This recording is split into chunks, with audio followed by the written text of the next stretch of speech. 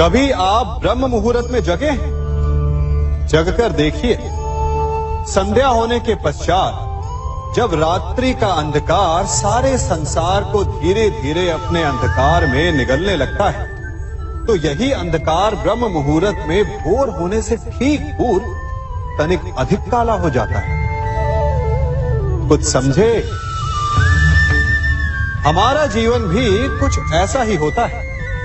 जब हमारे जीवन की समस्याएं अपने अंत पर होती हैं, तो यही समस्याएं एक भीषण रूप लेकर हमारे समक्ष प्रस्तुत हो जाती हैं और ऐसे परिस्थिति में अधिकतर लोग हार मान जाते हैं, भय खा जाते हैं। परंतु यदि आप हार न माने, भय न खाएं, दृढ़ रहें, निरंतर आगे बढ़ते रहें, तो प्रकाश के रूप में हमारा स्वागत करने के लिए सूर्य उदय सदा हमारे समक्ष प्रस्तुत रहेगा। आपने बरगद के वृक्ष को देखा है? जितना विशाल उतना दृढ़। पतझड़ में वो सूख जाते हैं, परंतु दुर्बल नहीं होते, टूटकर गिरते नहीं। और उसके विपरीत दलदल में उपजे वृक्षों को देखिए, वो दिखने में तो बड़े होते हैं, पतझड़ आए या शीत सदा हरे भरे होते हैं, परंतु इतने दुर्बल होते हैं कि जल धारा के हल्के से वेग से वो गिर जाते हैं। परंतु ऐसा क्यों होता है? कारण है जड़ें। जिसकी जड़ें दृढ़ भूमि में है, वो हर चक्रवात, हर ऋतुओं को सह लेता है, और जिसकी जड़ें दलदल में है, वो स्वयं की जड़ों को दुर्बल बना लेता है। कुछ ऐसा ही मनुष्य भी होता है, जो अधर्म, कुकर्म और असत्य की धरा पर उपजा है। वो समय की एक मार भी नहीं सह पाता, और जो मनुष्य सत्य, धर्म की धरा पर उपजा है, वो हर समस्या से अविचलित हो जाता है। अब आप पर निर्भर करता है कि आप क्या बनना चाहते हैं। हमारे जीवन में मित्र और शत्रु बड़ा महत्व रखते हैं। यदि गंभीरता से सोचा जाए तो ऐसा कोई क्षण नहीं जब हम अपने मित्रों के बारे में ना सोचते हो या फिर अपने शत्रुओं के बारे में। हमारा हर कार्य या तो हमारे मित्रों के हित के लिए होता है या फिर हमारे शत्रुओं के अहित के लिए। हम हर स्थान या तो अपने मित्रों के साथ होते हैं या फिर अपने शत्रुओं के साथ। कोई नहीं चाहता कि उनका शत्रु प्रसन्न रहे। हर कोई अपने शत्रु को नष्ट कर देना चाहता है, और ऐसा करने के लिए वो हर संभव प्रयास करता है। उसे आर्थिक, मानसिक और शारीरिक हानि पहुंचाने का प्रयास करता है। परंतु यदि मैं आज आपको ऐसा मंत्र सिखाऊं जिससे आप अपने शत्रु को सदा के लिए नष्ट कर दें तो, और वो मंत्र है मित्र बनाना। अपने सभी शत्रुओं को अपना मित्र बना लीजिए और आपके सारे शत्रु स्वतः ही समाप्त हो जाएंगे। मैं क्या कर रहा हूं? मैं दिए प्रज्वलित कर रहा हूं ताकि अंधकार को मिटा सकूं। अब आप कहेंगे कि इसमें कौन सी बड़ी बात है ना? परंतु इसमें महत्वपूर्ण बात समझने के लिए यह है कि मैं क्या नहीं कर रहा हूं, और मैं अंधकार नहीं कर रहा हूं। क्योंकि अंधकार को मिटाने के लिए प्रकाश का अस्त्र तो उठाना ही पड़ता है। बुराई को बुराई से नहीं, अच्छाई से जीता जाता है।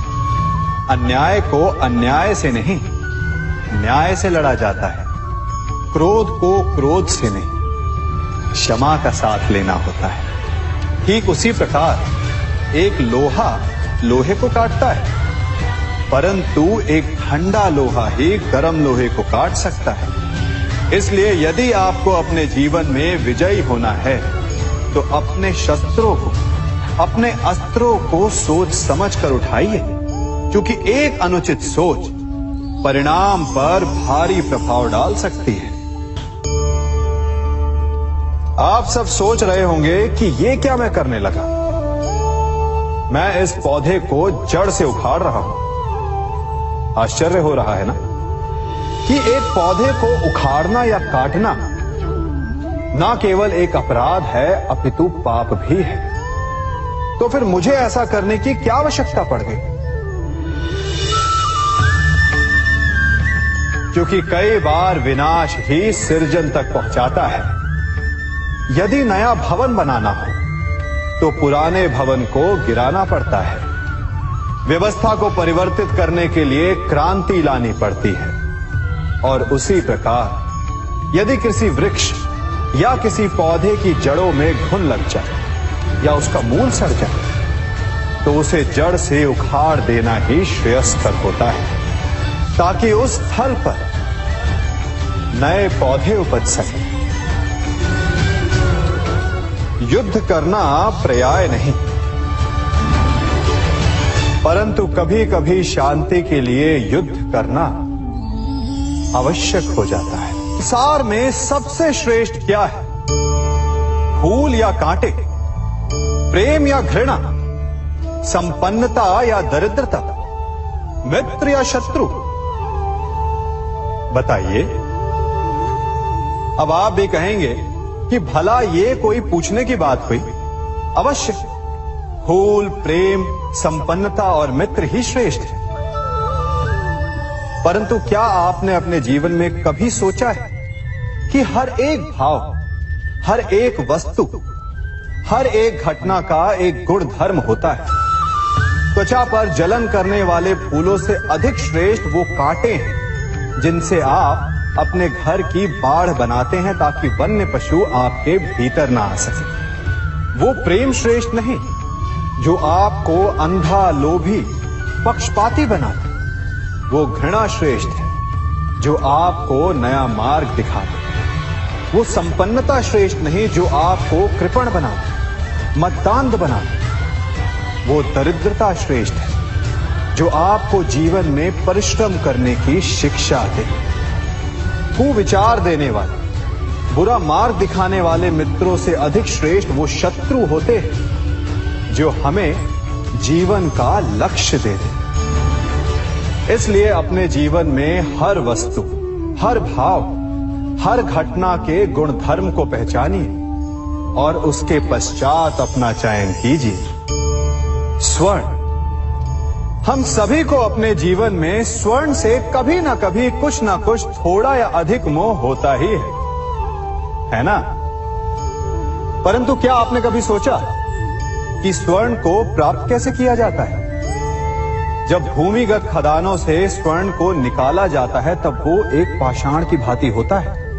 ऐसा पाषाण जिससे आप किसी को भी मार सकते हैं, परंतु उसे आभूषण के रूप में स्वयं के शरीर पर धारण नहीं कर सकते। यदि उसे आभूषण बनाना है तो उसे लंबी यात्राएं करनी होती है।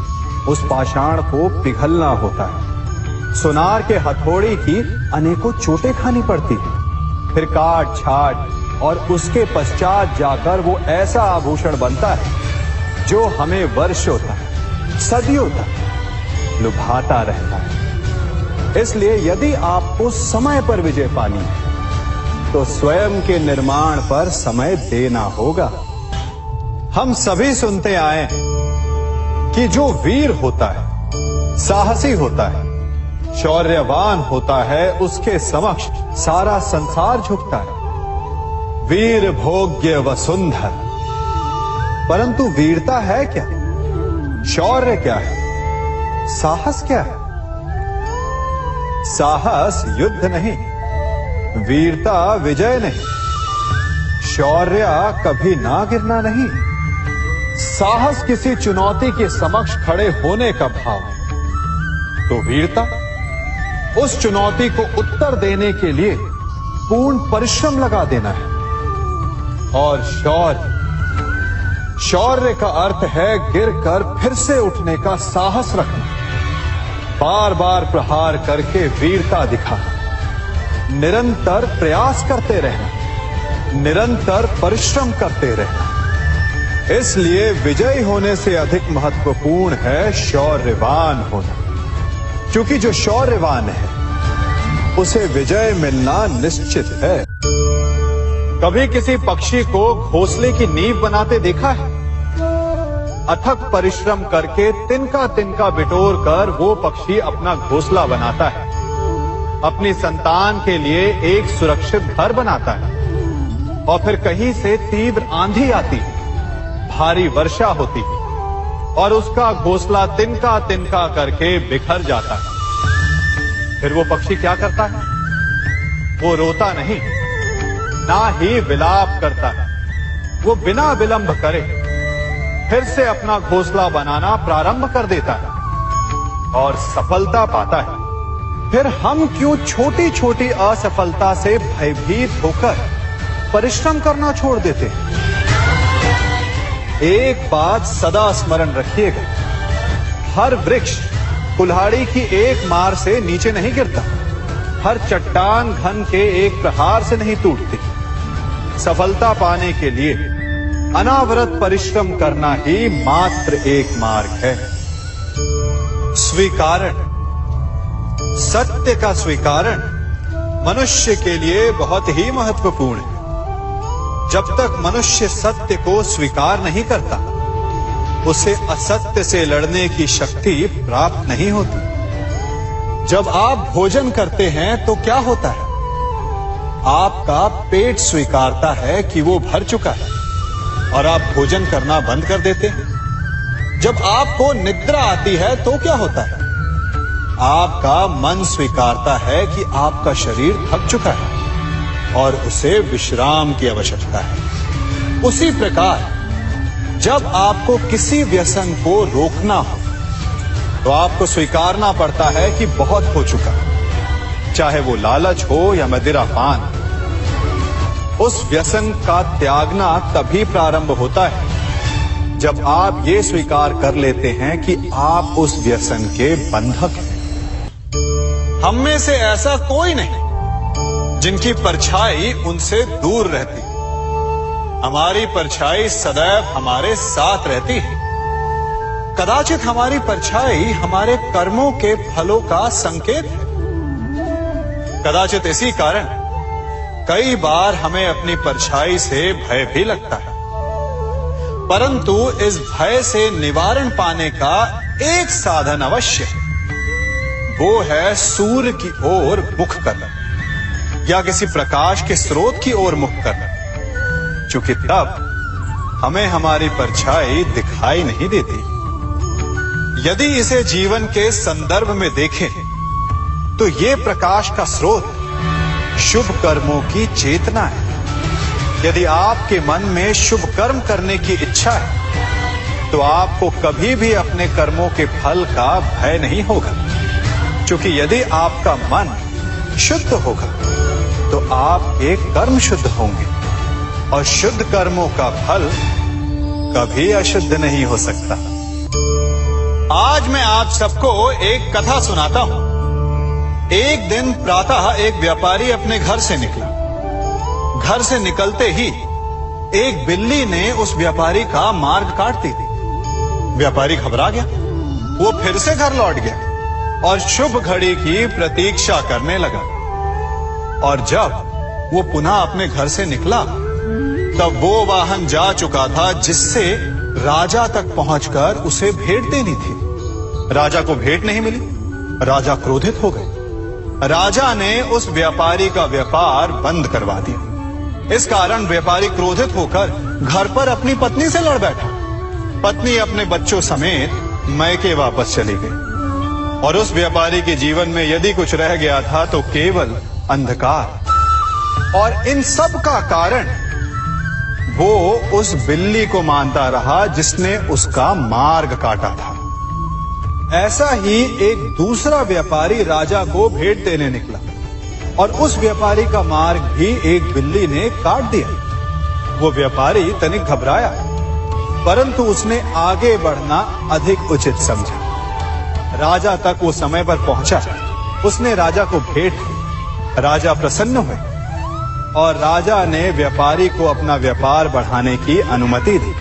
स्वर्ण आभूषण दिए। जब व्यापारी घर पर पहुंचा तो पत्नी को आभूषण और अपने बच्चों को देने के लिए वस्त्र थे उसके पास। हर ओर प्रसन्नता थी। समझ रहे हैं ना, दोनों के साथ एक ही प्रकार की घटना हुई, परंतु दोनों की प्रतिक्रिया भिन्न थी। ऐसा ही हमारा जीवन भी है। हमारे जीवन में प्रारब्ध का अपना स्थान है, परंतु उससे कई अधिक महत्वपूर्ण हमारी प्रतिक्रिया, हमारे सोच का प्रभाव है।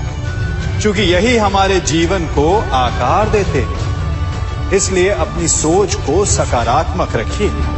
आपका जीवन सदैव आनंदमय रहेगा। आप इन दो पात्रों को देख रहे हैं। मेरे इस पात्र में जल है और ये पात्र मिष्ठान से भरा हुआ है।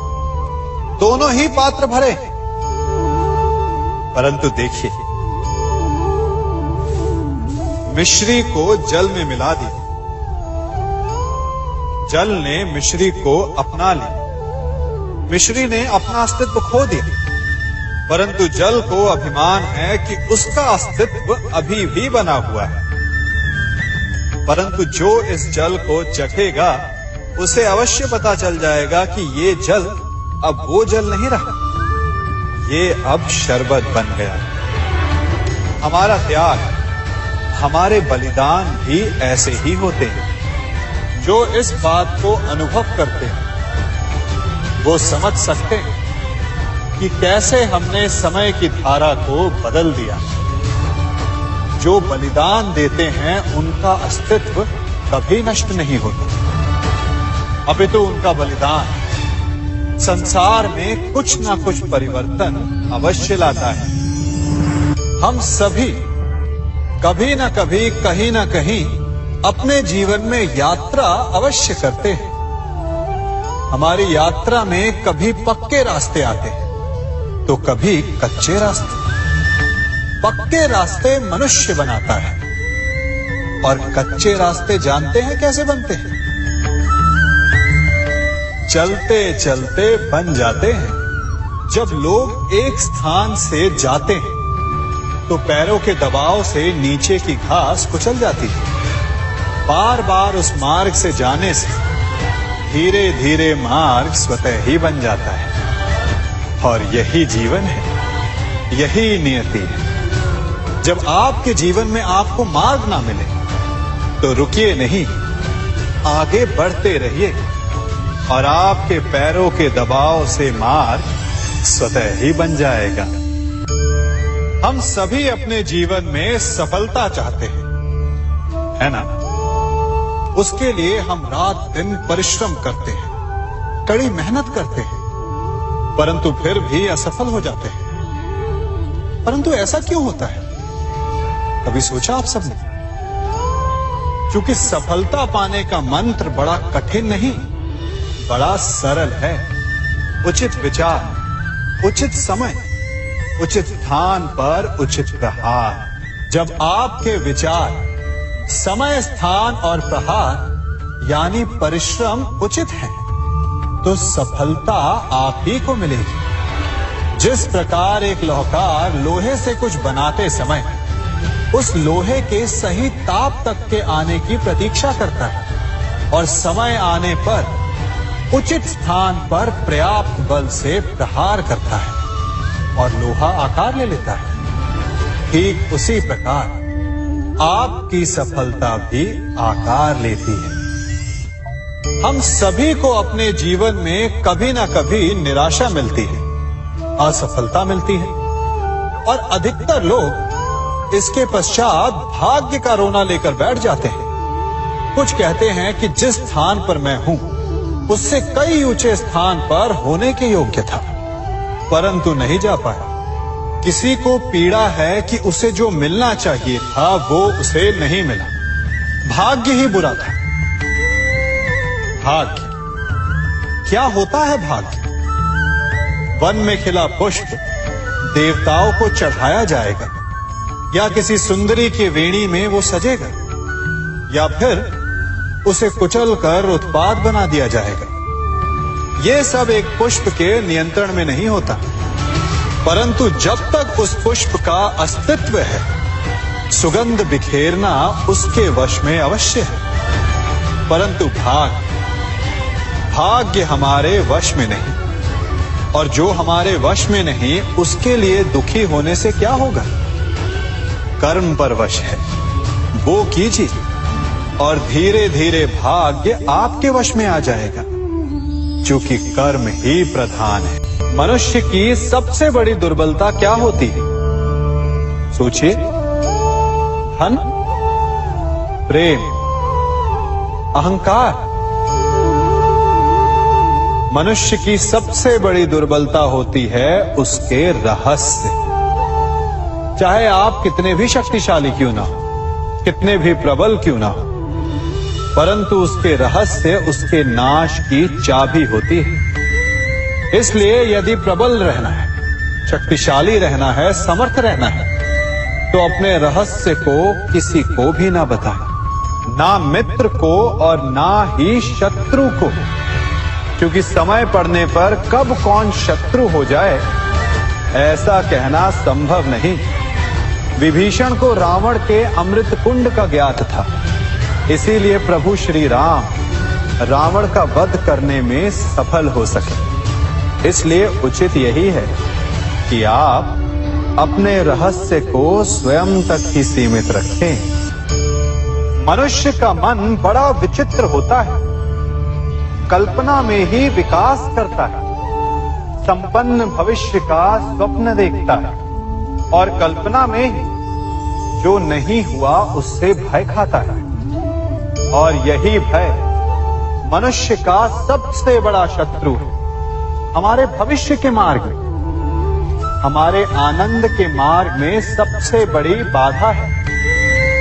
अब आप लोग मुझसे पूछेंगे कि इसका तोड़ क्या है, भय से मुक्ति कैसे पाई जाए? तो ये प्रश्न आप स्वयं से पूछिए। तनिक सोचिए, जब आप एक सुंदर भविष्य की कामना करते हैं तो उसे पाने के लिए आप परिश्रम करते हैं ना। ठीक उसी प्रकार भय से मुक्ति पाने के लिए आप उससे लड़ जाएं और उसका निवारण आपको स्वतः ही मिल जाएगा। इसलिए जब भी भय आपको सताए तो उससे भागे नहीं, उससे घबराए नहीं, क्योंकि भय का काम ही होता है आपको भयभीत करना। इसलिए जब भी भय आप पर आक्रमण करे तो आप भी उस पर पहले ही आक्रमण कर दें। हम सब मित्रों के साथ रहना चाहते हैं, शत्रुओं से दूर रहना चाहते हैं। क्यों? क्योंकि हमें जीवन में आनंद पाना है, जीवन में आगे बढ़ना है, स्वयं को संपन्न देखना है। और यदि किसी से भी आप पूछेंगे कि जीवन में सफलता पाने के लिए सबसे अधिक आवश्यकता किसकी होती है, तो हर एक आपको लगभग एक ही उत्तर देगा। सफलता प्राप्त करने के लिए आपको सच्चे मित्रों की आवश्यकता होती है। परंतु यदि आपको और अधिक सफल होना है तो आपको केवल मित्रों की नहीं, शत्रु की अधिक आवश्यकता है। अब आप कहेंगे, ये मैंने कैसी बात कर दी? तनिक स्वयं सोचिए। जब भी संकट आता है तो मित्र क्या करते हैं? आपकी सहायता करने के लिए आपके साथ खड़े हो जाते हैं, और संकट के समय में शत्रु और बड़ा संकट बनकर हमारे समक्ष खड़े हो जाते हैं। मित्र हमें सहायता देते हैं, अपनी शक्ति देते हैं, परंतु शत्रु आपके भीतर छिपी शक्ति को बाहर लाता है, आपको और अधिक बलवान बनाता है। संगति या साथ, मित्र और साथी मनुष्य के व्यक्तित्व के लिए सबसे महत्वपूर्ण होते हैं। अब आप कहेंगे, ये कैसे? मनुष्य अवश्य अपने व्यक्तित्व के लिए उत्तरदायी होता है, परंतु मनुष्य संगति में ना चाहते हुए भी उसका व्यक्तित्व संगत की भांति हो जाता है। इन पात्रों को देख रहे हैं? मध्य में जल रखा है, इसमें दूध है और इसमें मलिन कीचड़ रखा है। यदि मैं इस जल को इस दूध में मिलाता हूं तो ये जल दूध बन जाता है, और यदि इसी जल को इस मलिन कीचड़ में मिलाता हूं तो क्या हुआ? ये जल कीचड़ बन गया। ऐसी कोई युक्ति नहीं कि जल बिना घुले मिले दूध या कीचड़ में अपना अस्तित्व बनाए रखे या उनसे अलग रहे। और ठीक ऐसा ही मनुष्य के जीवन में भी होता है। यदि एक गुणहीन व्यक्ति गुणवानों की संगत में बैठे तो उसे भी गुणवान समझा जाता है, सम्मान का पात्र समझा जाता है। और यदि एक गुणवान व्यक्ति गुणहीनों की संगत में बैठे तो उसे भी तिरस्कार मिलता है। इसलिए अपने जीवन में सदैव संगति सोच समझकर सावधानी से चुनिएगा। कभी खेत में किसी किसान को खेती करते देखा है? वो उसे सींचता है, उसे जोतता है, पशु पक्षियों से खेत की फसल की रक्षा करता है, परंतु एक बात का वो सबसे विशेष ध्यान रखता है कि कहीं खेत में खरपतवार ना उग जाए, क्योंकि एक खरपतवार खेत की सारी फसल को नष्ट कर सकती है।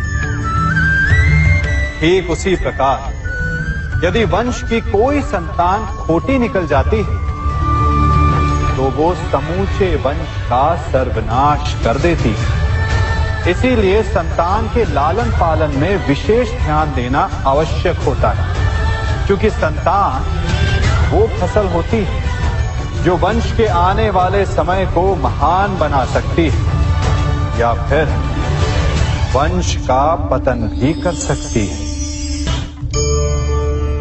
मनुष्य भी बड़ा विचित्र प्राणी है। अपनों से नीचे के स्तर के लोगों को वो हे दृष्टि से देखता है, उनका उपहास उड़ाता है, उनसे बार बार कहता है कि तुम्हारा कुछ नहीं हो सकता, तुम भविष्य में कुछ नहीं कर पाओगे।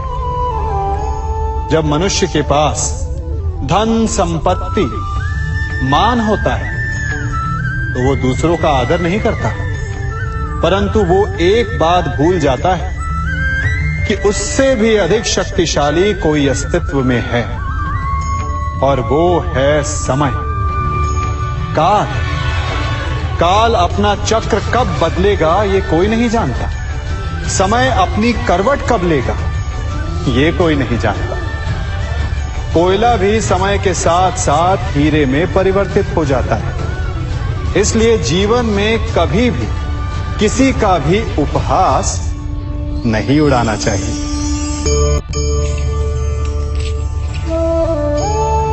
बड़ी विकट समस्या है। मुझे स्मरण ही नहीं हो रहा कि इस गुच्छे की कौन सी चाबी इस ताले को खोलेगी। बड़ी देर से प्रयास कर रहा हूं, परंतु ये ताला खुल ही नहीं रहा।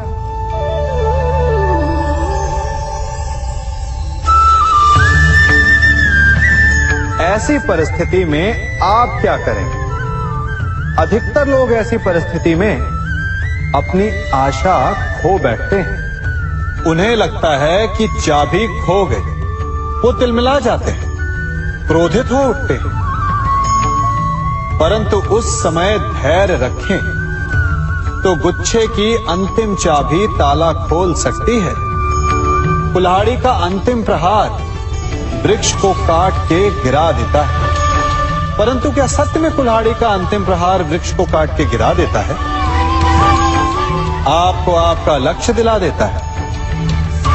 नहीं, आपका निरंतर प्रयत्न ही आपको सफलता दिलाता है। जब आपका मन निराश है तो अपने कार्य में दुगनी उत्साह से जुट जाइए, क्योंकि अनावरत बहता जल ही कठोर चट्टान को काट सकता है। सफलता का मूल है परिश्रम, प्रयास और आशा। मनुष्य का जीवन ऋतुओं के समान होता है। आज ग्रीष्म तो कल वर्षा, परसों शीत तनिक संकट आया तो हम संयम खो बैठते हैं, तनिक ऋतु बदली तो हम अधीर हो जाते हैं। अपने आक्रोश में, अपने क्रोध में हम उनसे ही संबंध बिगाड़ लेते हैं जो हमारे अपने होते हैं। क्यों ऐसा होता है ना? हमें लगता है कि हमारे अपने हैं, फिर से मना लेंगे, परंतु स्मरण रखिए, सदा ऐसा करना संभव नहीं होता। सागर की उछलती लहरों को तट सहता है, और यदि तट ही टूट जाए तो बाढ़ आ जाती है। हमारे संबंध भी दूध की भांति होते हैं। दूध तपकर उबल सकता है, परंतु यदि उसमें खटास आ जाए तो वो फट भी जाते हैं। और फटे दूध को चाहे जितना मत लो, उसमें से माखन नहीं निकलेगा। इसीलिए अपने संबंधों को संभल कर निभाना चाहिए। कभी चुंबक को देखा है कैसे वो लोहे की ओर आकर्षित होता है, और कैसे वो लोहे को अपनी ओर आकर्षित करता है? चूंकि उसके स्वभाव में ही आकर्षण है। हम सबके भीतर भी एक ऐसा ही चुंबक होता है, विचार का चुंबक, जो सदा अपने ही जैसे विचारों को आकर्षित करता है। हम जो बोते हैं वही काटते हैं। उसी प्रकार हम जैसा सोचते हैं वैसा ही पाते हैं। साधु ईश्वर का नाम जपता है तो उसे ईश्वर मिल जाता है। अर्थात फल हमारी सोच पर निर्भर करता है। ओस की बूंद यदि केले के पत्ते पर गिरे तो वो कपूर बन जाती है। सीप में गिरे तो मोती, और यदि विषधर के मुख में गिरे तो विष। बूंद एक है, परंतु उसके प्रारब्ध भिन्न है, क्योंकि उसे आकर्षित करने वालों का व्यवहार भिन्न है। इसलिए यह आप पर निर्भर करता है कि आपको भविष्य में विष चाहिए या अमृत। स्मरण रखें, हम वही बन जाते हैं जैसा हम सोचते हैं, जैसा विश्वास रखते हैं। यह आपका विश्वास ही है जो ये निर्धारित करेगा कि आपको विष मिलेगा या अमृत। इसलिए अपनी सोच को सुदृढ़ रखिए, सकारात्मक रखिए, और फल भी सकारात्मक ही आएगा। जब से ये सृष्टि बनी है, नदी की धारा और चट्टान के मध्य सदा संघर्ष रहा है, परंतु हर बार चट्टान की कठोरता को हारना पड़ता है, और नदी की धारा कोमल होते हुए भी कठोर चट्टान को काट देती है। कभी सोचा है क्यों? चट्टान इतनी कठोर और जल इतना कोमल, चट्टान इतनी दृढ़ और जल इतना लचीला, फिर भी सदा जल कठोर चट्टानों के मध्य से अपना मार्ग बना ही लेती है। कारण केवल एक है, और वो है लगातार चलने की क्षमता। जल बढ़ता रहता है, चट्टान अडिग रहती है। इसी कारण जल चट्टान को काटकर मार्ग बना लेता है। इसलिए लगातार चलते रहिए, रुकिए मत, क्योंकि चट्टान जैसी हर समस्या को आप भी जल की तरह काट सकते हैं। इस फल को देख रहे हैं आप? अभी अभी अपनी डाल से अलग हुआ है। बड़ा दुख होता है ना जब आप अपने उद्गम से अलग होते हैं, परंतु ये दूरी भी आवश्यक है। अब इस फल को ही ले लीजिए।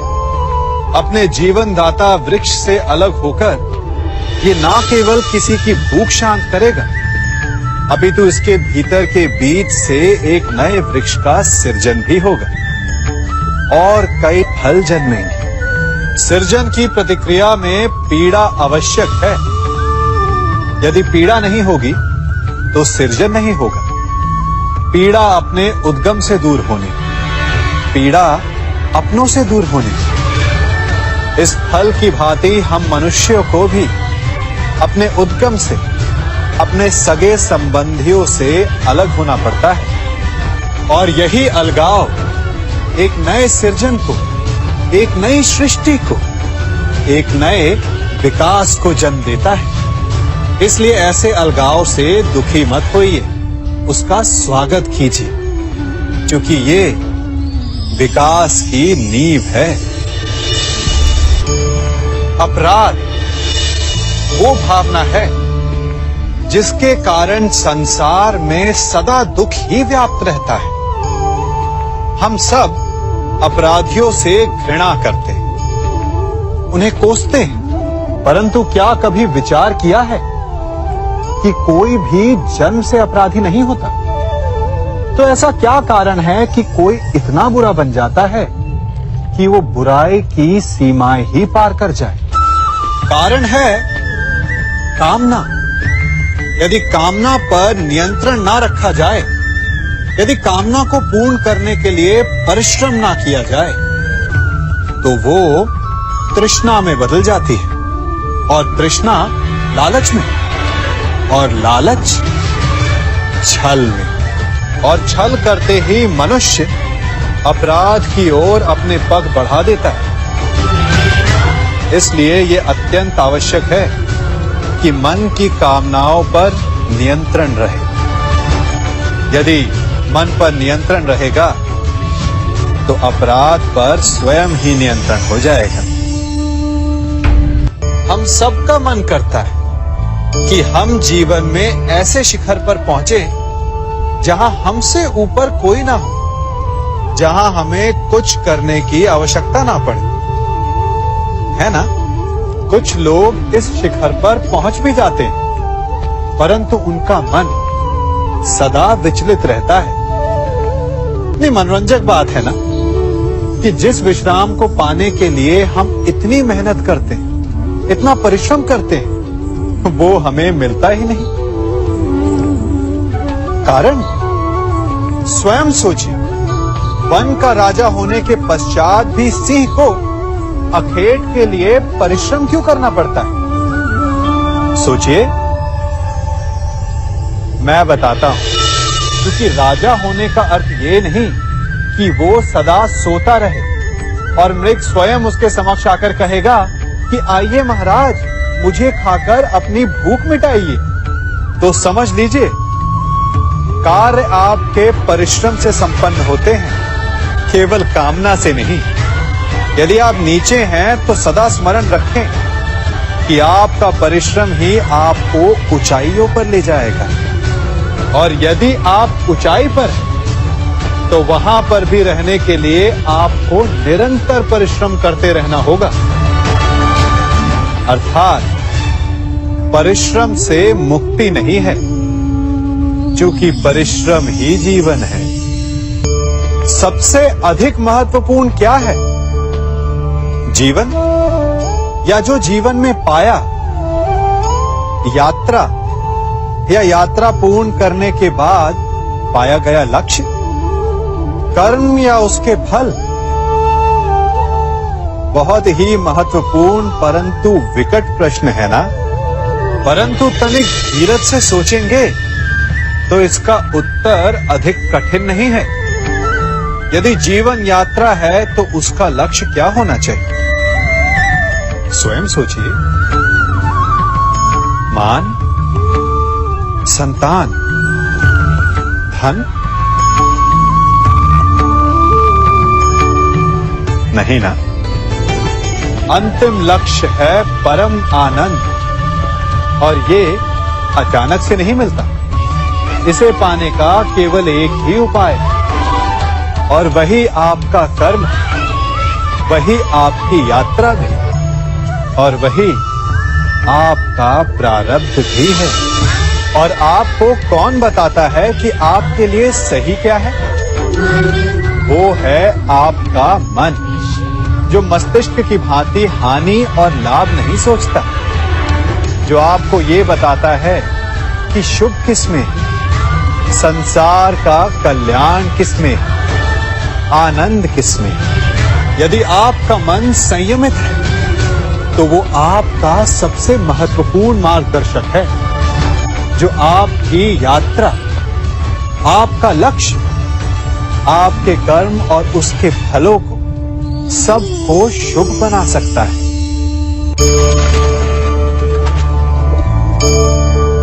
इन पक्षियों को देख रहे हैं आप? इनका उड़ना वायु में इतना संतुलन मुक्त कर देता है ना?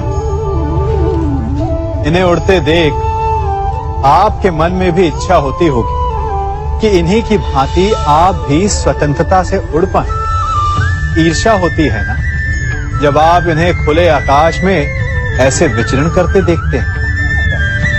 पर कभी सोचा है इस उड़ान को, इस स्वतंत्रता को पाने के लिए कितना परिश्रम, कितना अभ्यास किया होगा इन्होंने?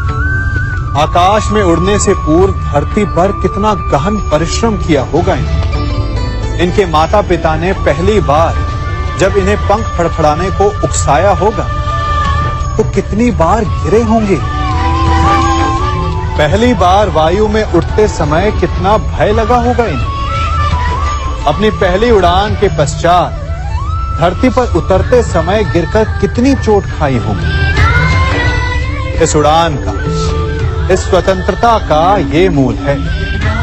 यदि आप ये दे सकते हैं तो अवश्य आप भी इस स्वतंत्रता को पा सकते हैं। इन पक्षियों की भांति ही अपने चारों ओर जब भी आप किसी सफल मनुष्य को देखें तो उससे ईर्ष्या ना करें। उसके परिश्रम और पीड़ा को समझने का प्रयास करें जो उसने यहां तक पहुंचने में पाई है। प्रेरणा लें, प्रयास करें और स्वयं भी सफल हो जाएं।